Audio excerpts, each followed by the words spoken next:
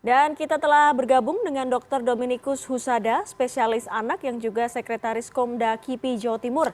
Kita langsung sapa. Ya, selamat pagi Dr. Domi. Sehat dok? Selamat pagi Mas.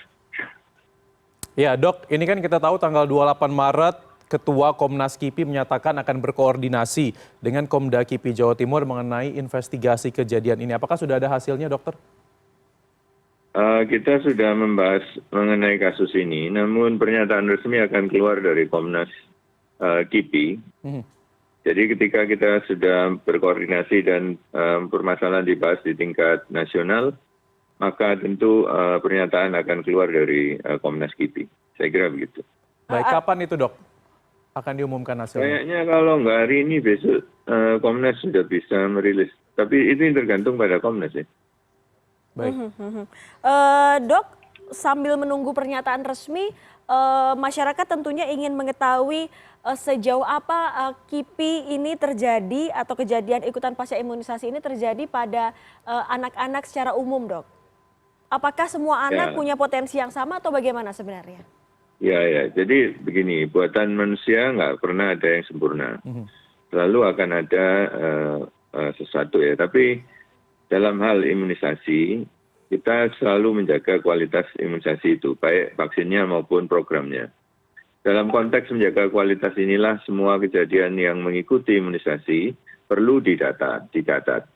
Nah, oleh karena itu namanya adalah KIPI, kejadian ikutan pasca imunisasi. Ini nama ini nggak sama dengan KIKI ya, kejadian ikutan karena imunisasi itu beda. Jadi banyak sekali laporan dan memang kami harapkan memang laporannya banyak untuk dibuktikan apakah kemudian ada hubungannya atau tidak. Di seluruh dunia sama bahwa sebagian besar laporan yang masuk itu kejadian itu tidak berhubungan dengan vaksinnya ya. Saya tidak masuk di kasus ini penjelasan secara umum. Jadi data kita di Jawa Timur, di Indonesia dan di luar negeri itu mirip bahwa laporan terbanyak itu tidak berhubungan dengan vaksinnya. Jadi dua hal yang sebetulnya terpisah. Tetapi jangka waktunya itu berurutan. Itu mirip dengan kucing hitam lewat kemudian turun hujan. Nah, dua peristiwa itu betul waktunya berurutan, tetapi kaitannya menurut ilmu tidak ada hubungannya. Itu yang terbanyak adalah begitu.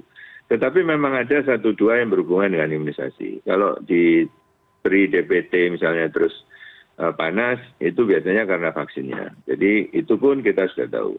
Tetapi untuk yang berat-berat yang berhubungan dengan vaksin, itu tentu menjadi perhatian.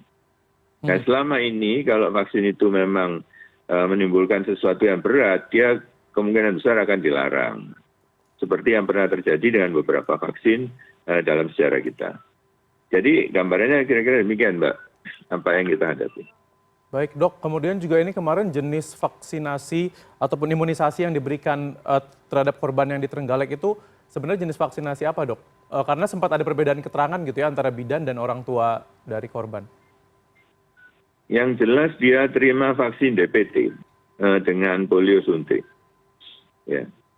Dengan polio tetes, vaksin DPT, vaksin pentabio yang biasa rutin kita berikan.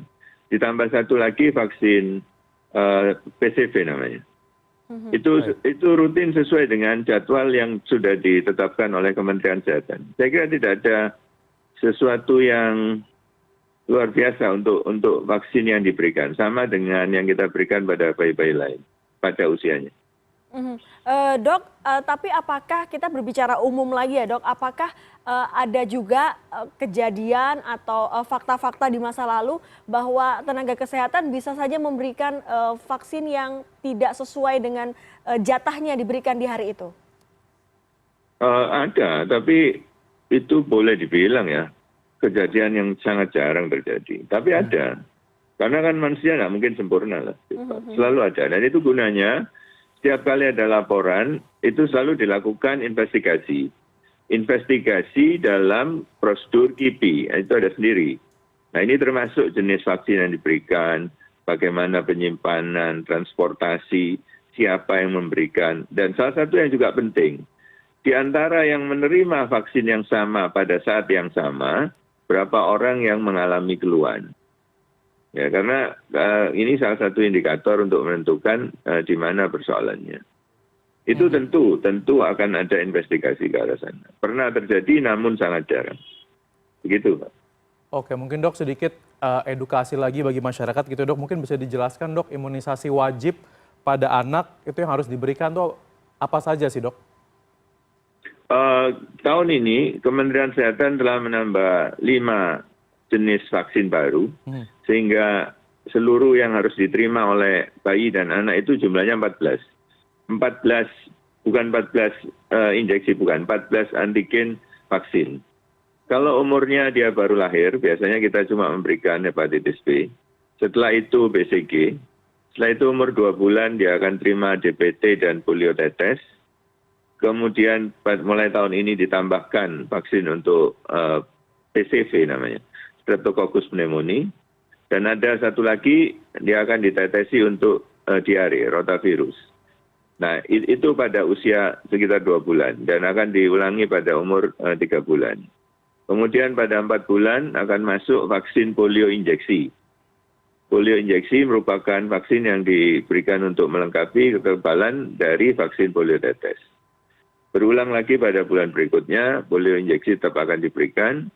Setelah itu dia akan menunggu sampai 9 bulan di mana vaksinasi campak akan dilakukan.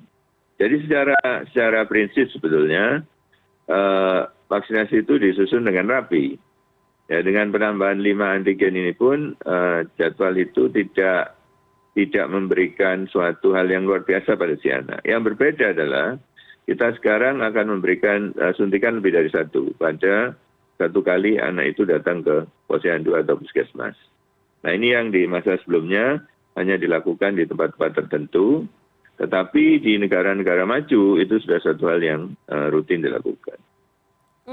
Ada penambahan item ya, kalau orang-orang awam boleh bilang ada 5 item vaksinasi ya Dok ya di tahun ini? Ya, yang baru ya, yang ditambahkan. Yang kita sebelumnya hanya melakukan di tingkat daerah-daerah tertentu sebagai pilot project. Tapi tahun ini sudah diputuskan untuk dilakukan di seluruh Indonesia. Masih relatif tertinggal dibandingkan vaksinasi negara maju, tapi tentu penambahan 5 itu sudah suatu kemajuan yang cukup signifikan bagi kita di Indonesia. Dok, ini kan kejadian yang berlangsung ini kan atau kejadian di Trenggalek ini kan sedang diinvestigasi, tapi pasti tidak sedikit juga orang tua yang akhirnya memberi perhatian lebih mengenai kasus ini. Kalau kita bicara kejadian ikutan pasca imunisasi artinya KIPI, seperti apa Dok jika setelah imunisasi itu ada kondisi kesehatan tertentu yang diderita oleh anak kita, harus seperti apa langkah atau respon orang tua yang tepat Dok?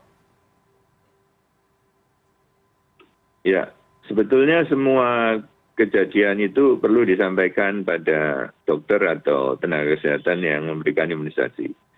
Ya, bahkan yang ringan-ringan ya, tanda kutip ringan. Misalnya setelah vaksin DPT panas. Yang menyuntik itu perlu tahu bahwa anak itu panas ya. Ini dalam konteks pelaporan KIPI-nya.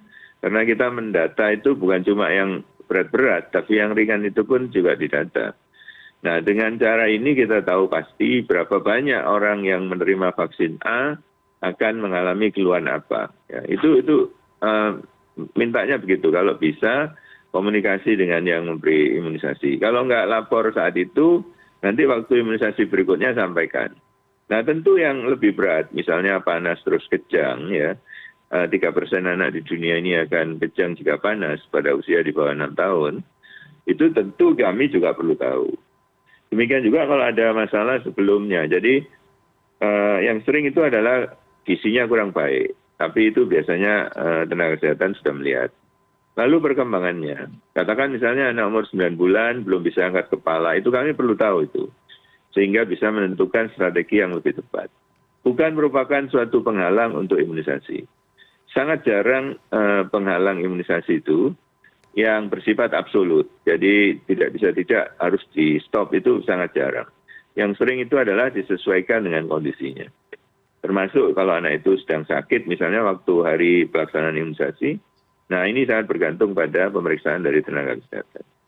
Hal-hal seperti inilah yang perlu disampaikan oleh orang tua atau keluarga. Tapi intinya, seperti tadi saya katakan, kami sangat menjaga kualitas dari imunisasi yang kita lakukan. Ini bukan saja kita di Indonesia, tapi di seluruh dunia sama, bahwa kita sudah menerapkan prinsip-prinsip seperti ini. Demikian.